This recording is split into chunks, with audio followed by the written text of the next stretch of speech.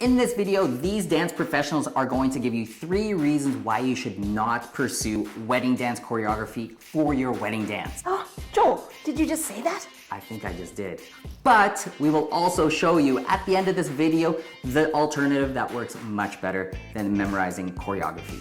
Before we go into the shocking news of this video, make sure that you subscribe and hit that notification bell button. That way you're going to be notified every single time we post a new video about how to best prepare for your wedding dance. For those of you who don't know us already, this is Clara. And this is Joel. Hi guys, and we're here to help couples have a wonderful wedding dance that is easy and they're super confident dancing it. Our simple and natural method has been developed over the past 15 years with thousands of couples in our dance company. And those couples have found out that learning to dance is actually fun and stress-free. So let's get to it.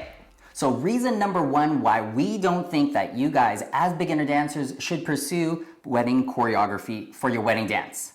The reason is memorization. Yikes. That's right. There is so much choreography to be memorized in just one little dance. If we research Dancing with the Stars or wedding dance choreography online, Yep, right here on YouTube. which we've done, we've looked at it, researched it, studied it, and in a 3-minute song on average, there are over 60 steps that you have to memorize. Now that's a lot of steps. And for beginners, this can be really stressful and put a lot of pressure on the two of you. That's right. Not sure about what we're talking about? We're going to show you a little snippet of choreography that we put together that's similar to what's online, and let's analyze how much choreography that actually is. All right, let's go over a little bit of choreography and see how many figures we dance. You ready? Ready? So there's figure number 1 already. Number 2 and number 3. Number 4. Number 5. Number 6, number 7, number 8, number 9,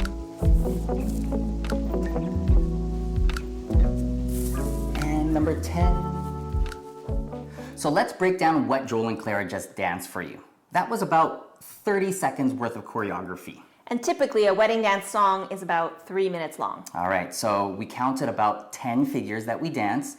So 10 times about 6 times. So do the math. Yeah. It's about 60 figures that you have to learn. All right. And not only just those figures, but you also have to learn, for instance, the different body positions. Now we had closed position, we had open position, we had left side, we had right side. Outside partner, cuddle position. Side by side position. And even shadow position. So what's that, 7, 8? I've already lost count. But there are a lot of positions that not only do you have to know the step patterns, but you also have to know the positions with you and your partner. Yep, positioning as well as different hand holds. We've changed hand holds. That's right. Numerous times throughout for passing figures for side-by-side positions. And I'd count like maybe 6 or 7 hand changes that you need to be aware of and practice. Yeah. One of the most important things to understand is that there's a lot to do. Plus, you have to do this with your partner and the music. So a lot of the times people will be like, well, I can kind of remember step patterns, I can remember actions, but trying to synchronize that with a partner who's also trying to remember choreography at the same time and equally, if not more stressed, plus music that is always going to keep on playing. It's not going to slow down just because you need that extra little millisecond to think and remember. That becomes way too big of a task, especially on their wedding day in front of their guests and their families. So if you're thinking about wedding dance choreography, we would strongly suggest you should either be a trained dancer or a pro athlete that's already had experience practicing and memorizing physical movements and being able to time them well. That's right. And not only that, give yourself a lot of time if you're going to go that route. We do have clients that come to us and say, hey Joel, hey Clara, I want to do this specific dance. And we say, okay, when is your wedding? And they say, next year. And we go, okay, maybe we'll consider this. We'll entertain this idea. But if they say, hey Joel, Clara, we've got 2-3 months and we want to do this big thing, we always have this exact same talk with them. And we say, hey, are you willing to put the hours and the effort to learn the choreography and practice it a lot? Or not only that, but do you crack under pressure? Right. And that's usually where couples go, maybe we need to rethink this. Maybe we should think about what Joel and Clara are saying and do it a different approach. Remember, your wedding preparation is supposed to be a happy time. So let's keep it light, let's keep it fun.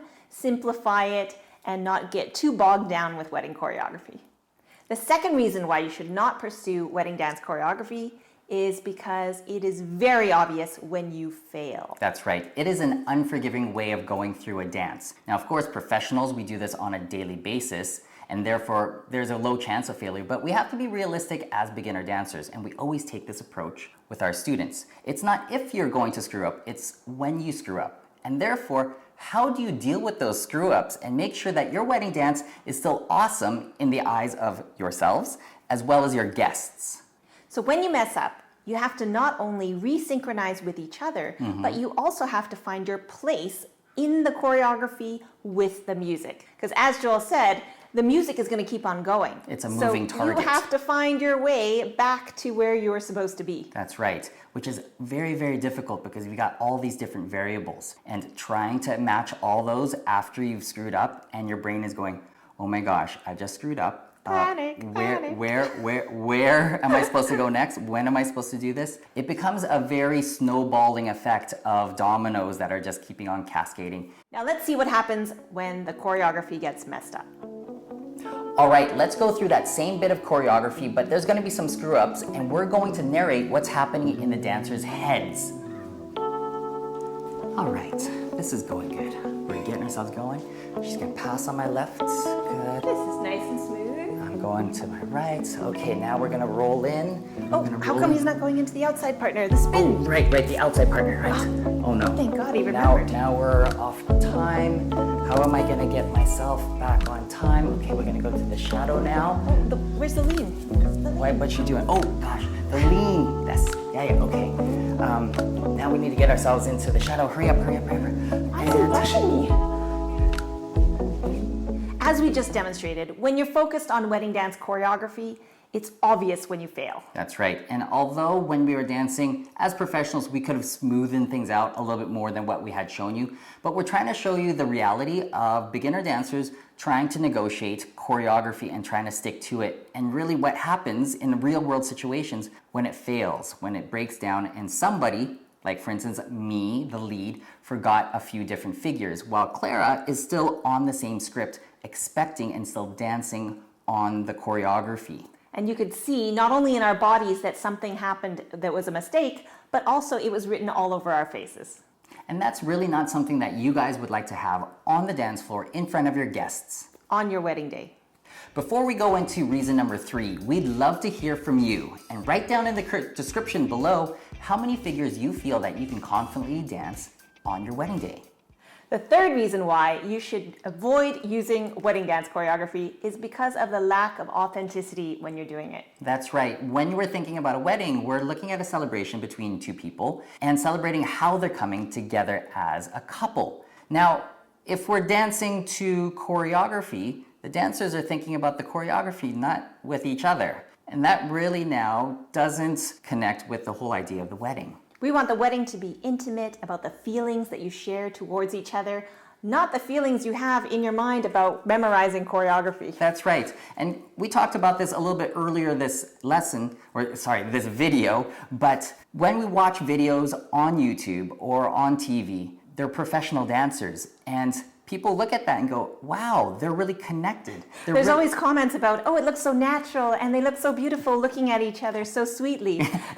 And they are, but they're not having to think about the choreography because they're professional dancers. But that's because they've been training like us for 20 years plus. Yeah, and so trying to get to that level is something that we want to realistically understand for you guys and for all of our students and say, hey, we would rather have you guys connect with each other and be able to dance together instead of stress about trying to execute a choreography, again, of 60 plus figures with position changes and musical hits.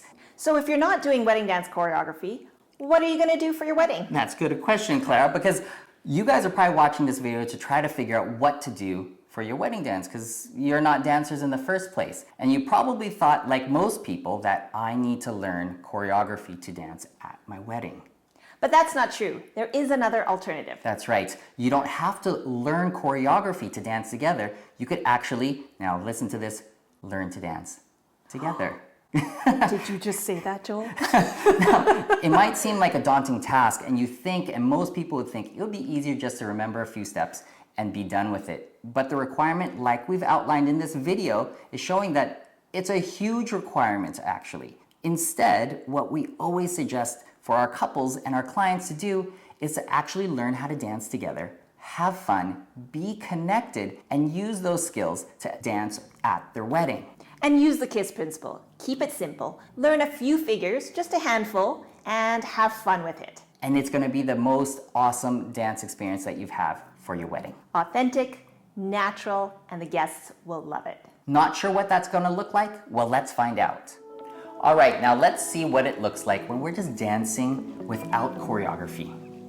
I have no idea what Joel's going to do. I'm just checking to make sure that Claire is with me. All right, I feel confident. Let's go into the one pass, just one pass. Yeah, keep it nice and simple. All right, we're back together. All right, we're together. I think we can now do another pass. Ooh, I'm feeling good. Let's do the rolling in and out. But I'm thinking we're gonna skip the lean for now. And I'm just following whatever his body tells me to do. So in that demo, in the same amount of time that we did previously, we did only 4 figures as compared to the 10 that we did when we were thinking about choreography. And not only was it a lower number of figures, but we actually had time to think about each other and try to assess, am I ready as a lead? Is Claire ready as a follow to go into the next figures? I didn't feel any pressure as into, I need to do the next figure, and then the next figure, and then the next. And hopefully you could see on the looks on our faces that we were relaxed and stress-free. We weren't focusing so much on the steps, but we were focusing on each other. That's right. And ultimately, even for you guys, it becomes a more natural and authentic dance for your wedding. If you're looking to have a little bit more fun and less stress in preparing for your wedding dance, we have a guide specifically for you. You can download it in the description below. Make sure you hit that subscribe button as well as the notification bell. That's because we're going to be putting more videos up onto YouTube for wedding dance tips and tricks, and you'll get notified right away. For more wedding tips, make sure you check out these videos that we have here. And thanks very much for watching this video. We'll see you in the next one. Bye.